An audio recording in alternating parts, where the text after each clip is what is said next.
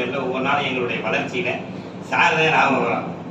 Sir நினைக்கும் போது எங்களுக்கு நம்ம நல்லா வந்திருக்கோம்னா அதுக்கு சார் தான் முடிவு காரணம் அப்படிங்கிறது எங்களுக்கு ஒரு பெருமையா இருக்கு. நான் இதுவரை எந்த ஒரு பக்கத்துல இந்த மாதிரிலாம் போய் கலந்துக்கிட்டது இந்த மாதிரி அறிவுரையே நான் எடுத்துக்கிட்டது கிடையாது.